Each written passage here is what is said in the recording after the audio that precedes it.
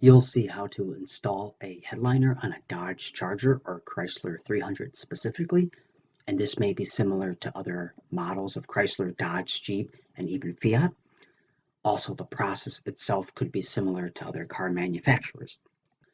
This is part 2, reinstalling the headliner. However, I strongly recommend you to watch part 1, removing the headliner, with all the tools needed and how to actually take it off, and more importantly, out of your car.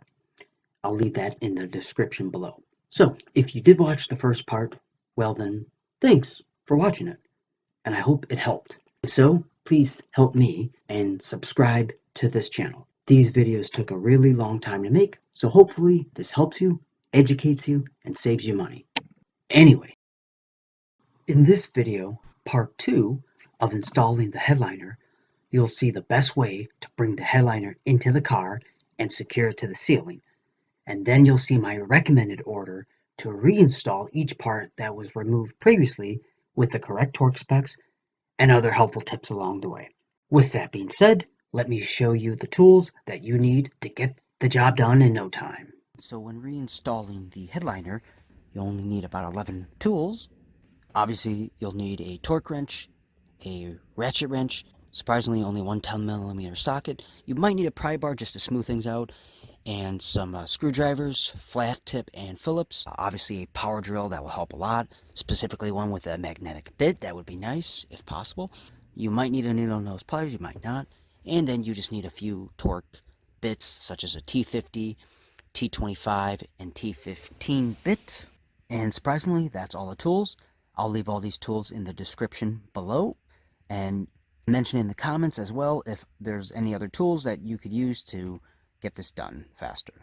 Now, before I bring the headliner in, keep in mind when reinstalling this, all the wire connectors connect to something. Take note of all 6 wire connectors. There might be 2 other connectors if it's a sunroof. There's a wire on each corner of the headliner for the sun visors, and towards the rear you have the handlebar dome reading lights on each side. And there's one connector here for the overhead console. Might be an extra one if for a sunroof. And then the main wire connector that the others feed into, which goes in towards the bottom of the passenger side A-pillar. Also, remember this black square clip later when the rear of this headliner is pushed upwards. Place this to the side and let's get to it. Before I bring in the headliner, this overhead console bracket needs to be put back on if it was taken off previously. There's a clip on the right and the left, and then one in the center, which is where the Phillips screw will go into. Now the clips on the side is where each one of the sun visor hooks will go into after the headliner is brought in. Line up the bracket. So go ahead and reinstall this bracket. It's a breeze to do with a power tool. There we go. Nice and tight. Brackets in. Screws right there. And these will be tight later once the sun visor hook goes there. Next, I'm going to install only one B-pillar, and that's so the headliner can rest on it. I'll mention later when you can put the other B-pillar back on. Quickly gather all these tools, the screwdriver, torque wrench, ratchet wrench, Torx, T50 bit, and insert adapter bit, and a power drill. I'll leave all these tools in the description below for easy reference. Grab your B-pillar, and the clip goes in this top rectangle hole, and the bottom pointed tip goes into that big circle down below. You just pop it in while pulling the top of the lower B-pillar trim back. Okay, light up. Okay. Pull backwards on the top of the lower B-pillar trim and either tighten the Phillips screws to 22-inch pounds, not foot-pounds, or until it's nice and tight. Push the lower trim in. Same screws go in here and tighten it to 22-inch pounds as well, if you prefer, or until it feels tight. Grab your buckle and line it up the screw with the upper seatbelt hole. Tighten by hand at first. Grab your T50 Torx bit and drill. Now put your T50 bit on a torque wrench. Torque it to 30 foot-pounds. Okay. Grab your cover plate. Pop it in. Line it up. Pretty easy to do, and it's fast as long as you have all your tools ready on hand.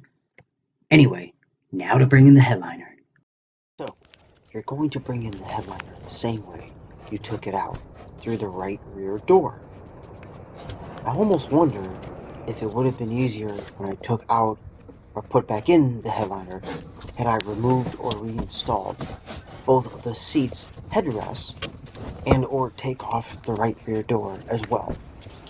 If someone else wants to provide input, feel free and mention in the comments if that would be a good idea for removing or reinstalling the headliner so you put less stress while folding the headliner. Remember, no back seat, and the seat has to be inclined as much as possible as you carefully fold this literally like a taco. Hopefully you're not hungry right now. It really would be easy if two people do this. It should take no more than a minute or two to get this in. Once it's in, angle the headliner so it lays on the B-pillar that you installed earlier, and then go to the front of the car, and while laying on your back, push the headliner up, and specifically over or into position the overhead console bracket. You may have to grab the wires in the front and put them through their holes. It's easier than it seems than it appears on camera. Remember those wires for the sun visors near the air pillars? You have to make sure go through those triangle-like holes as well. Once the front feels decently in, start working towards the middle of the car. Just start using your hands to push the headliner into the B-pillar and the sides of the car. Now for the rear, this was a little tricky, but you need to push the black clip in the rear upwards. You might have to maneuver it a bit until it snaps or slides in. Then go by the rear handlebars and push the headliner in on one side and then the other. Remember to pull out those wires.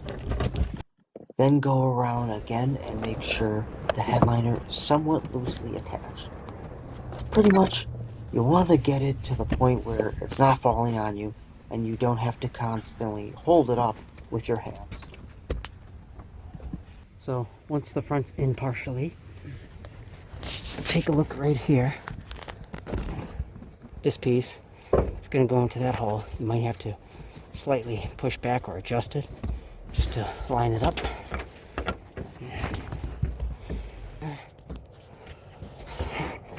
There we go. The headliner is up and being somewhat supported, mostly because of the 1B pillar. This helped a lot. At this point, make sure all the wires are accessible. There are 6 wire connectors and 7 to 8 connectors if you have a sunroof.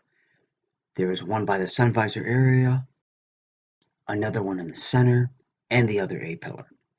Now turn around, and the other rear handlebars in the back, and finally the big connector that connects this one piece wire into the car.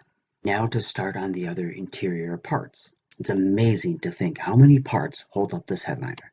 So when reinstalling, you'll start in the front with the easy parts, and then go to the back to do the handlebars, and then move on to the longer installations. Simply put, you'll be zigzagging between parts. Grab the sun visor hook to help further secure this headliner. You can see the hole there and the overhead console bracket behind it. Anyway, line it up and use a torque T15 bit, I think. Secure it, and then do the same on the other side. Here we go. We will reinstall the sun visor later. Now let's go to the back and work on the rear side rail handles. This is where the connector clip goes into, which controls the reading light. Spin the bar around and connect it. Turn it back around and push it into its place and line it up with the screw holes. Grab a power drill preferred with a magnetic tip and a Torx T25 bit. Go back and forth between tightening both screws. It should feel nice and tight.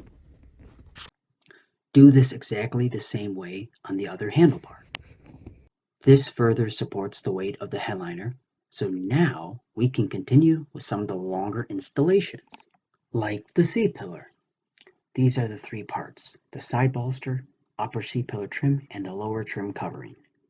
All tools are in the description below for easy reference for you to gather for every part you do on this vehicle. Now to work on the C-pillars. First, so this red connector right here, I'm not sure what it's for. It could be a connector for the side airbags or the sunroof, which this car does not have. So if you can, please let others know in the comments below what this connector is for, as to help other viewers out. Grab the lower seatbelt clip, pull it through the hole.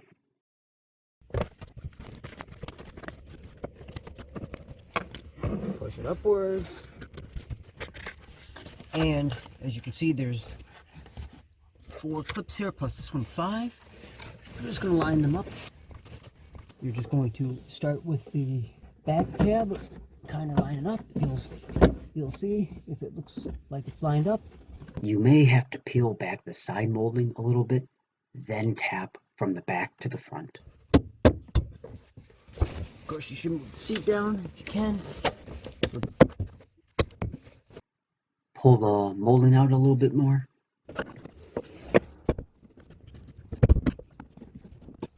That's how you install the upper C-pillar trim cover plate, and you can tell it acts as another support for the headliner. Now to put in the lower C-pillar cover, and you can see right here, I'm going to line that up. I'm going to place the lower plate on the bottom. Not, as well. Line up. Now to put the 2 screws in, there's the hole right there, and the other one is down there. Again, it's helpful to have a magnetic bit because you don't want to drop the screws. When you screw this in, either do it preferably with a regular Phillips screwdriver until it's tight, or if you want to be specific, the actual torque spec for this is 11 inch-pounds, not foot-pounds, which isn't much. Put the seat up, slide the buckle down, put the screw in. You can screw it in partially by hand if you would like. Then grab a T50 bit. Then grab a torque wrench and set it to 24 foot-pounds. Okay, there we go. Nice and tight. Take your bolster, line it up with the clip right there, and then snap it in place. And then grab a 10mm socket and ratchet.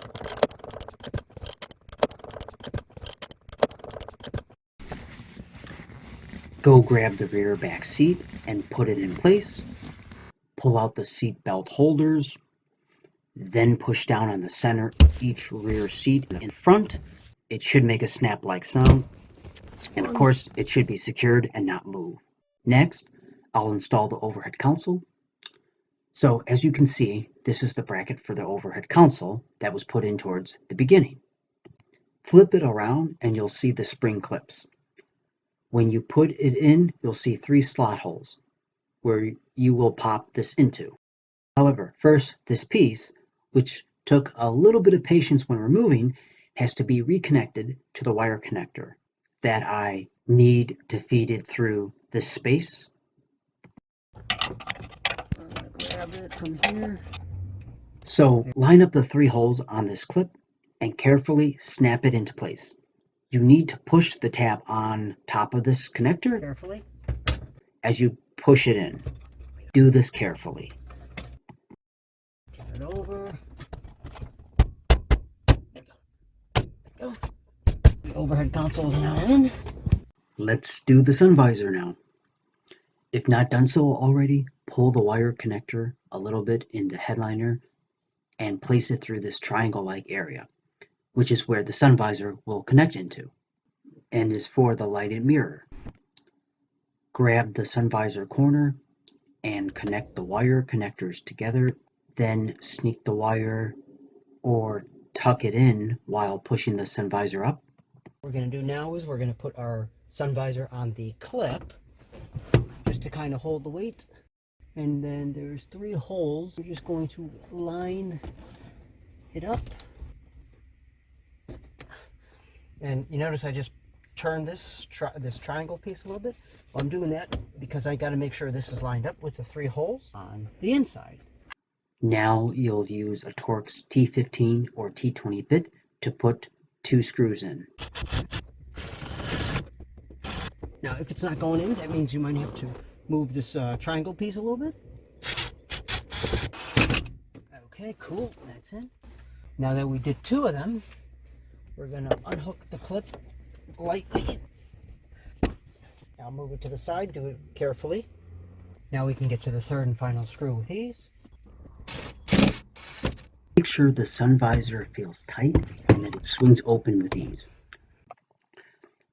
Now make sure all the interior lights work around the car by plugging this big connector back in and placing the wire on its clip, not the right side, but the left side. After this, I'll reinstall the A-pillar. These are the 3 clips that will be lined up, and we'll go into here, one there, and the other one down below. But first, I'm going to take the springy clip off by squeezing it and pulling it up.